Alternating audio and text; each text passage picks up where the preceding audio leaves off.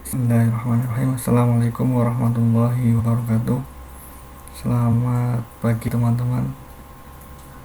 Kita ketemu lagi untuk minggu kedua di mata kuliah pemrograman berbasis event ya. Minggu kemarin kita sudah membahas apa itu pemrograman berbasis event, contoh-contoh pemrograman berbasis event. Namun kali ini uh, saya tidak melanjutkan secara detail apa itu pemrograman berbasis event. Kali ini di pertemuan kedua ini saya akan membahas tentang fungsi. Karena kita sedang dilanda musibah di dunia, tidak hanya di Indonesia, yaitu wabah virus corona, sehingga kita kuliah pada minggu kedua ini menggunakan sistem online atau daring. Semoga teman-teman dalam keadaan sehat dan menonton video ini di kos, di rumah, tidak pergi-pergi. Baik, kita lanjutkan untuk pertemuan kedua ini. Oke, ini profil pendidikan saya dan pekerjaan saya, mungkin teman-teman juga sudah tahu. Dan ini kontak email dan nomor telepon, website, serta note yang harus teman-teman selalu tanamkan ketika akan berkomunikasi, yaitu berpikirlah terlebih dahulu sebelum berkomunikasi.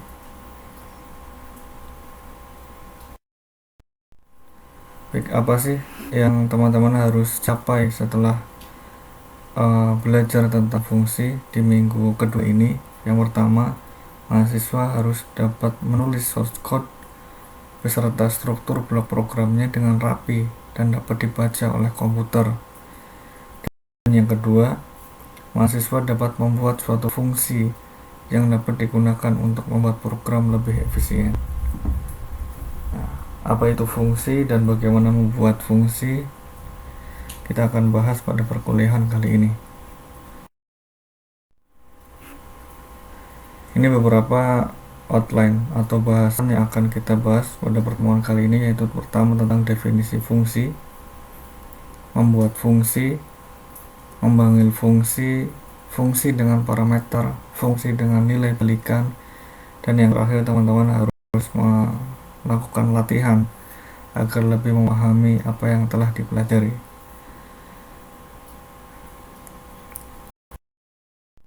Oke, langsung saja kita ke pembahasan yang pertama, yaitu tentang definisi atau pengertian tentang fungsi.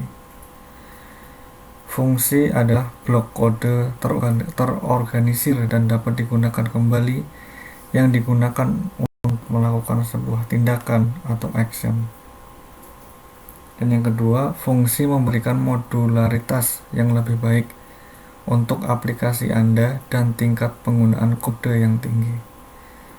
Jadi fungsi ini merupakan suatu mendefinisikan blok-blok program, mengkelompokkan program-program yang fungsinya antara program blok 1 dengan program blok yang lain itu berbeda, sehingga tugas dari fungsi ini mengelompokkan agar struktur program ini menjadi rapi, dan ketika akan menggunakan program itu kembali tinggal memanggilnya, tidak perlu mencari atau membuat ulang. Fungsi di semua bahasa pemrograman pengertiannya sama, baik itu di Python, Java, Visual Basic, PHP, dan yang lain-lain. Fungsinya sama. Sekarang kita penerapan fungsi untuk perkuliahan kali ini hanya di bahasa pemrograman Python.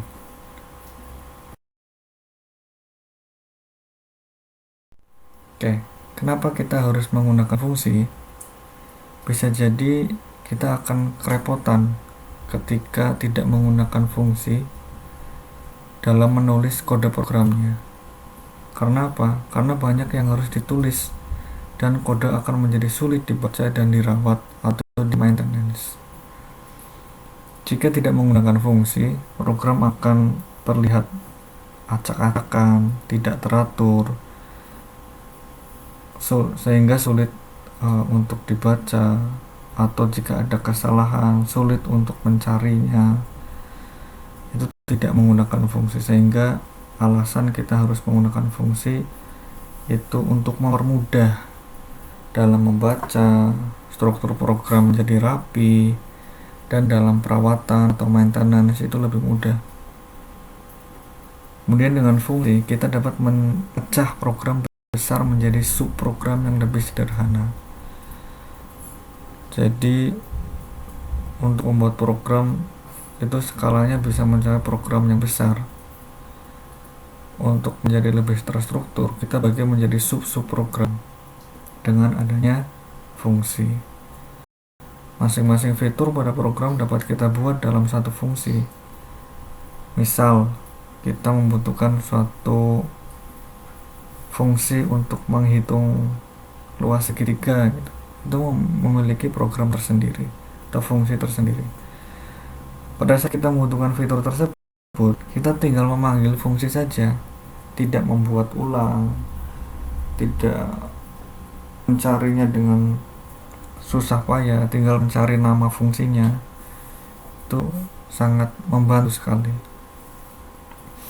Oke, kalau ada pertanyaan nanti silakan tuliskan di kolom komentar mengenai pengertian fungsi.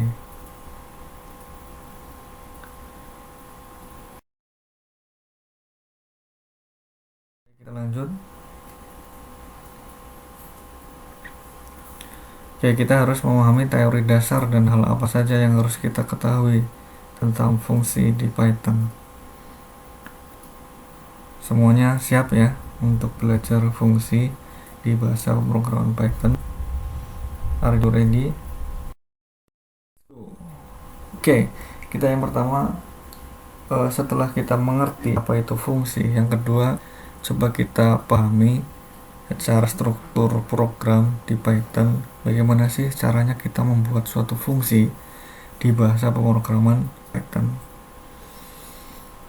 Fungsi pada Python itu dibuat dengan kata kunci def, kemudian diikuti dengan nama fungsinya. Contoh untuk di bawah ini ada contoh membuat fungsi sederhana dengan kata kunci def lalu diikuti dengan nama fungsi. Di situ kebetulan nama fungsinya tulisannya nama underscore fungsi, lalu buka kurung tutup kurung titik 2, enter. Di dalam fungsi ada yang namanya body atau main body. Di situ isinya mencetak atau print tulisan hello, ini fungsi. Untuk penamaan fungsi ini aturannya sama dengan ketika teman-teman membuat suatu variabel. Masih ingat variabel di bahasa pemrograman Python ya? Semester lalu sudah dibahas di mata kuliah teknik pemrograman.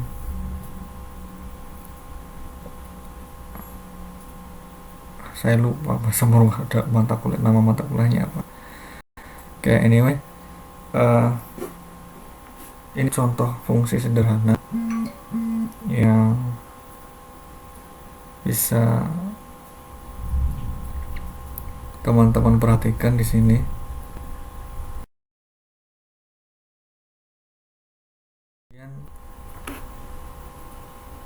Di sini saya akan menjelaskan secara detail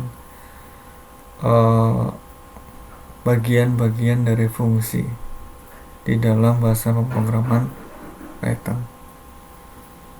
Oke, sama seperti blok kode yang lain, kita juga harus memberikan identitas atau tab atau spasi 2 kali untuk menuliskan isi fungsi. Nah, di situ jangan lupa dalam pembuatan fungsi itu ada yang namanya kata kunci def. Tanpa adanya kata kunci def tidak akan berhasil dalam pembuatan fungsi. Di situ nama fungsinya yaitu hello, dan Di sini ada body atau isi fungsi, mencetak tulisan hello, download. Isi fungsi atau body dari fungsi ini boleh lebih dari satu baris. Nah, perhatikan keterangannya di atas bahwa isi fungsi ini harus dituliskan menjorok ke kanan dengan tab atau spasi 2 kali dan harus sejajar. Tidak boleh satu di sini sebelah kanan, yang satunya lebih ke kiri, harus sejajar badinya. Oke ya, ini sudah di.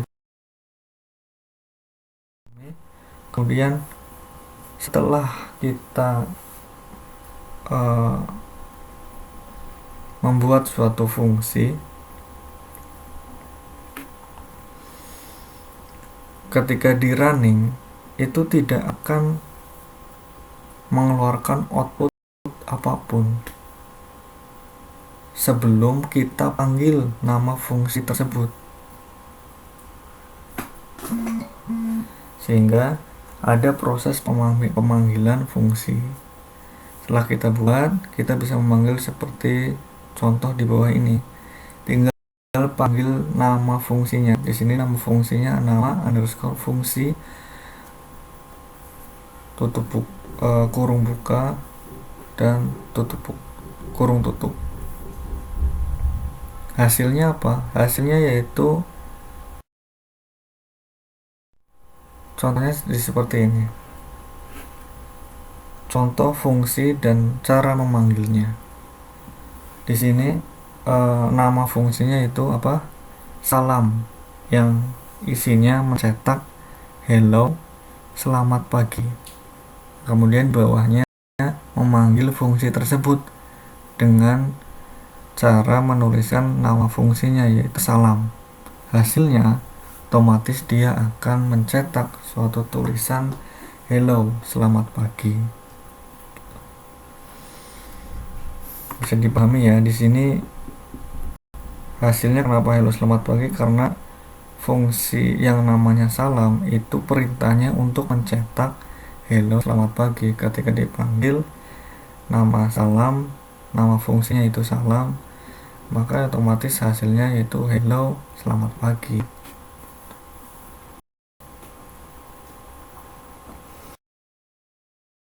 Gampang ya.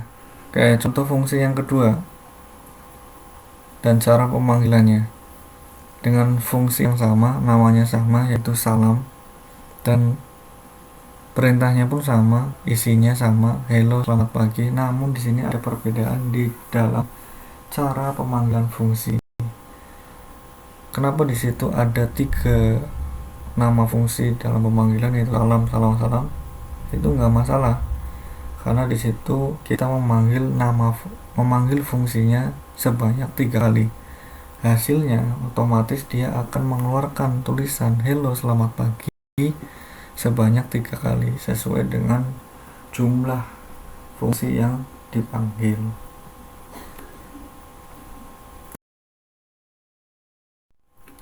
Bagaimana? Mudah kan? Bagaimana kita membuat fungsi, bagaimana memanggilnya gitu. Jadi perbedaannya dengan tanpa fungsi dan dengan fungsi udah bisa dipahami ya dalam struktur program. Dia akan dikelompokkan menjadi satu dalam sub-sub program, kemudian dipanggilnya ketika subprogram tersebut dibutuhkan. Oke, kalau tadi kita bahas suatu fungsi yang sangat sederhana dan dia tidak memiliki namanya parameter. Sekarang kita bahas suatu fungsi dengan parameter. Parameter itu apa? Yaitu variabel yang menampung nilai untuk diproses di dalam fungsi. Di sini sudah mulai agak kompleks. Perhatikan, kalau tadi di dalam kurung di sini tidak ada suatu apapun, kalau sekarang di sini ada yang namanya parameter. Parameter ini variabel yang nantinya akan menerima inputan, disimpan di parameter, lalu parameter ini akan dimasukkan ke perintah dan dijalankan di isi fungsinya. Ini nama fungsinya fungsi memiliki parameter dengan nama variabel parameter. Lalu ada fungsi isi dari fungsinya yaitu print parameter. Contoh langsung saja, yang paling sederhana, misal kita mendefinisikan suatu fungsi dengan nama salam dan ada suatu parameter yang namanya ucapan. Lalu isi dari fungsi salam ini mencetak variabel atau parameter ucapan. Pada contoh di atas, kita membuat fungsi dengan nama parameter ucapan. Lalu bagaimana cara memanggilnya? Cara memanggilnya ada sedikit perbedaan dengan apa yang kita bahas di awal, yaitu fungsi tanpa adanya parameter. Jika tadi kita memanggil suatu fungsi hanya dengan memanggil nama fungsinya yaitu salam, lalu diikuti dengan kurung buka dan kurung tutup. Kalau sekarang karena dia fungsi menggunakan parameter, dia harus ada inputan di dalam parameter. Kita panggil tetap nama fungsinya yaitu salam, diikuti dengan nama inputannya. Misal di sini yaitu selamat siang. Sehingga selamat siang ini nanti akan disimpan di variabel ucapan atau parameter ucapan, lalu sehingga ucapan ini sekarang nilainya yaitu selamat siang. Sehingga ketika dipanggil dia akan memerintahkan fungsinya untuk mencetak nilai ucapan yang sekarang menjadi selamat siang, sehingga hasil dari fungsi ini ketika dipanggil menjadi selamat siang. Itu paham ya? Oke. Kita lanjut. Bagaimana ketika fungsi yang memiliki parameter tapi parameternya lebih dari satu? Kalau tadi kita dibahas pertama parameternya hanya satu, kita sekarang lebih dari satu, misal 2 parameter. Bagaimana? Kita tinggal pisahkan parameternya dengan tanda koma. Misal di sini ada suatu fungsi namanya apa? Luas segitiga. Parameternya ada 2, yaitu alas dan tinggi. Kita pisahkan parameter tersebut dengan koma. Alas, koma, tinggi. Lalu isinya di situ ada variabel luas yang memiliki nilai perhitungan luas segitiga, di mana luas segitiga teman-teman pasti sudah tahu yaitu alas kali tinggi bagi 2. Kalau lupa, buka lagi buku matematika SD. Kemudian ada perintah yang kedua yaitu mencetak tulisan luas segitiga dengan tipe data float dan dipanggil variabel luas. Paham ya?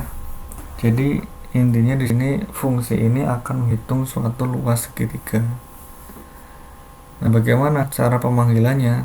Pemanggilannya pun kita harus mengisi dua parameter, 2 variabel.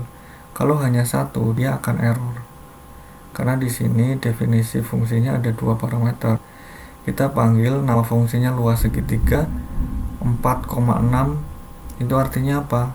4 ini untuk alasnya, 6 ini untuk tinggi.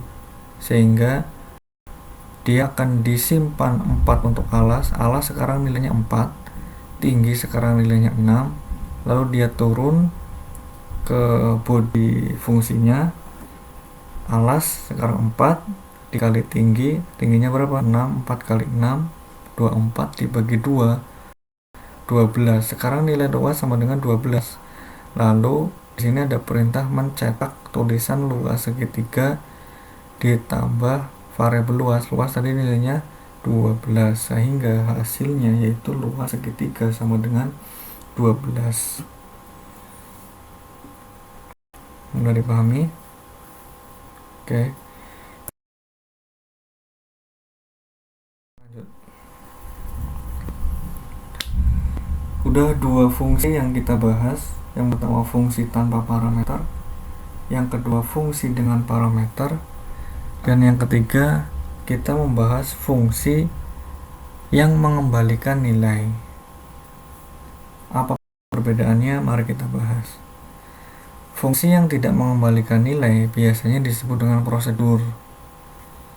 Tadi yang dua yang di atas itu kita bisa dinamakan dengan prosedur. Namun kadang kita butuh hasil proses dari fungsi untuk digunakan pada proses berikutnya.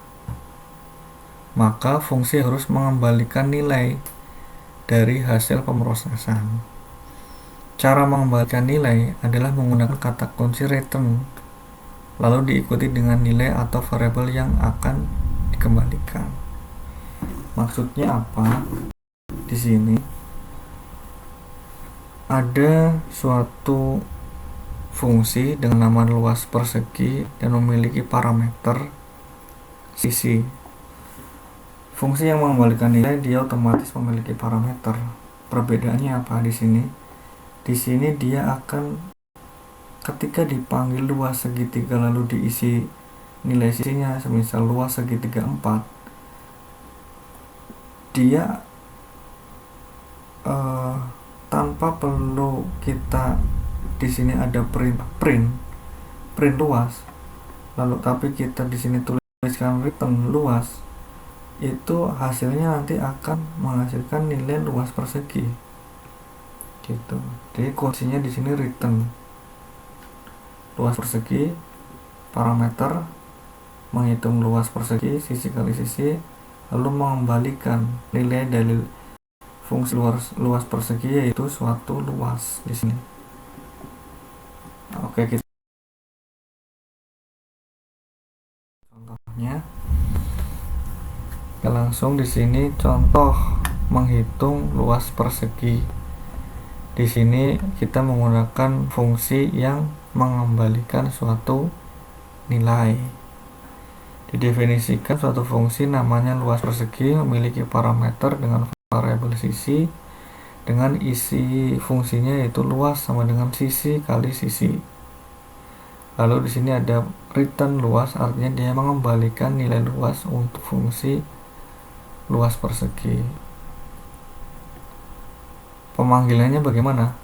Di sini pemanggilannya boleh kita tambahkan print luas persegi lalu ditambahkan nama fungsi luas persegi dalam kurung 6. 6 ini apa? Parameternya, parameter suatu variabel di dalam fungsi luas persegi, sehingga hasilnya luas persegi sama dengan 36.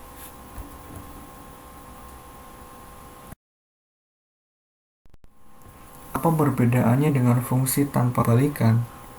Pada fungsi segitiga kita melakukan print dari hasil pemrosesan secara langsung di dalam fungsinya, sedangkan fungsi luas persegi kita melakukan print pada saat pemanggilannya.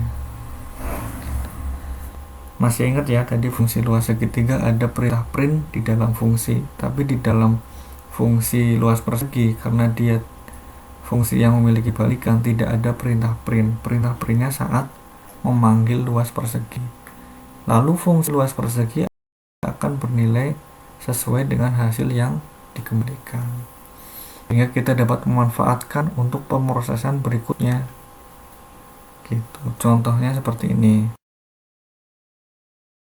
Kenapa perlu adanya suatu fungsi yang memiliki nilai balikan? Contoh dengan fungsi yang sama yaitu luas persegi dengan parameter sisi sama luas sisi kali sisi dan memiliki nilai kembalian return luas. Selanjutnya kita memiliki fungsi yang lain, yaitu dengan nama volume persegi. Parameternya tetap sama, yaitu sisi, dengan isinya yaitu volume sama dengan di sini ada pemanggilan luas persegi. Luas persegi itu apa? Fungsi yang di atas. Jadi di sini nilainya bisa digunakan untuk perhitungan atau bisa digunakan untuk proses di dalam fungsi atau program yang lainnya. Itu jika kita tidak menggunakan fungsi balikan, fungsi ini tidak akan berhasil. Gitu. Pada contoh di atas, kita memerlukan melakukan pemanggilan fungsi luas persegi untuk menghitung volume persegi. Semisal di sini sisinya yaitu 4, maka luas persegi nilainya berapa?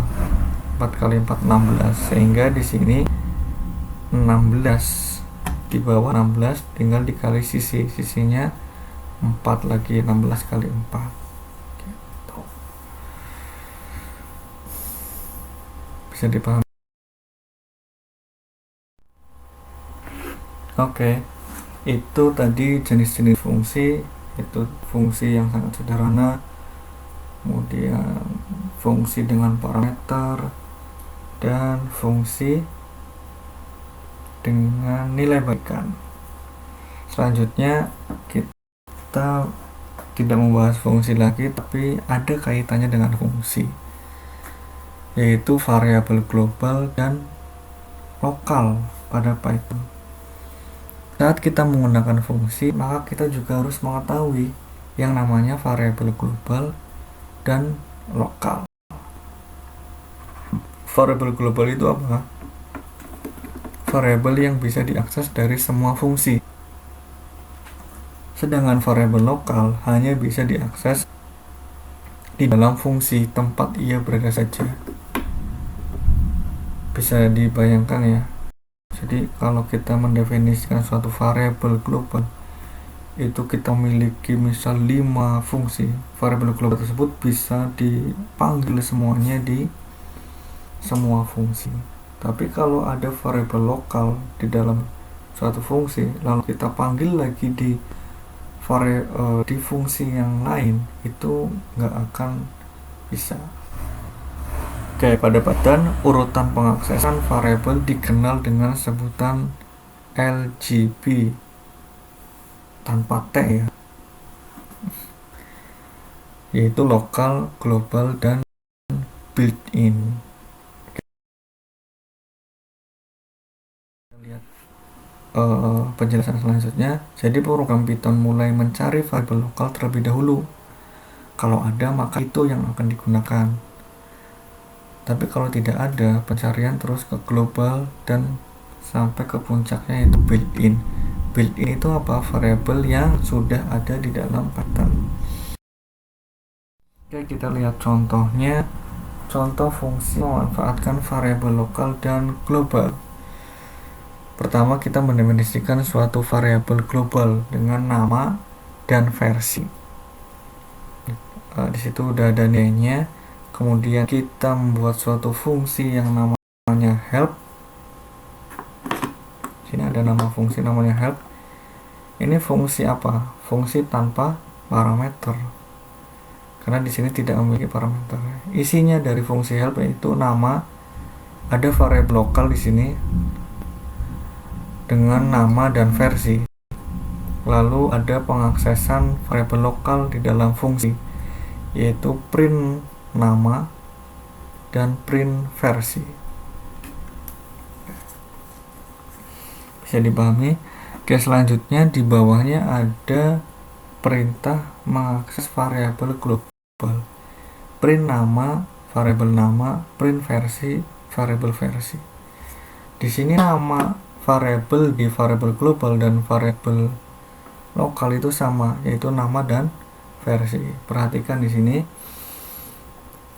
Di saat kita di dalam luar fungsi, ketika memanggil variabel nama dan versi, dia akan tertuju ke variabel global.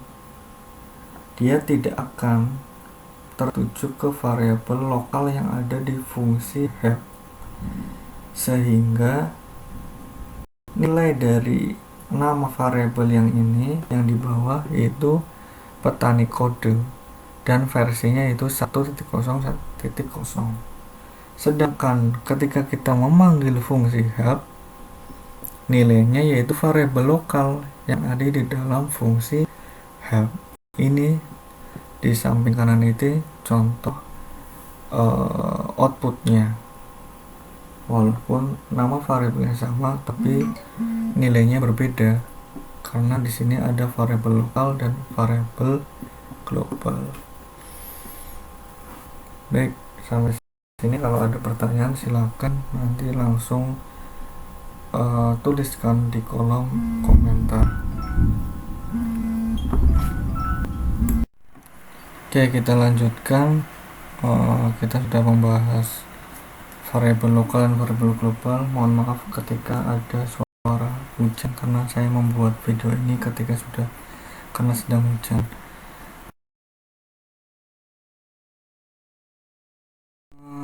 Oke, ini penjelasan programnya sudah tadi saya jelaskan. Nanti silakan dibaca lagi. Selanjutnya yang terakhir yaitu silakan ini latihan. Jika ada yang tidak dipahami silakan tanyakan di kolom komentar. Latihan ini silakan tuliskan di kode program Python, aplikasinya bebas mau apapun, tapi nanti pengiriman pengiriman latihannya itu dalam bentuk source code yaitu .py.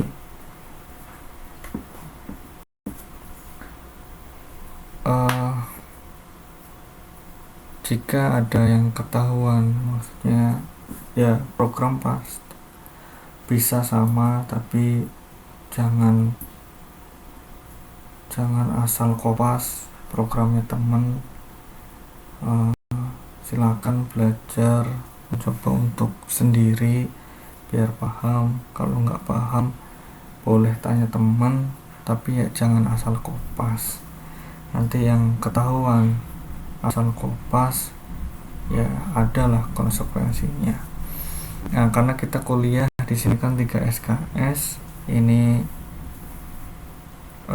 anggapannya di masih yang teori, nanti ada yang praktikum, ada modulnya tersendiri. Saya share berupa file PDF. Silakan nanti diikuti file PDF-nya. Mohon maaf tidak saya buatkan video dan penjelasannya, tapi di situ sudah cukup jelas di dalam modul. Nanti kalau tidak ada yang ditanyakan silakan ditanyakan. Jadi ada 2 yang harus teman-teman kumpulkan dalam perkuliahan kali ini yang harus dilaporkan. Yang pertama latihan ini di dalam slide ini, yang kedua hasil teman-teman mengikuti apa yang ada di modul praktikum. Oke, bisa dipahami ya. Oke, untuk pertemuan kali ini cukup sekian. Selamat belajar, bukan berlibur. Jaga kesehatan.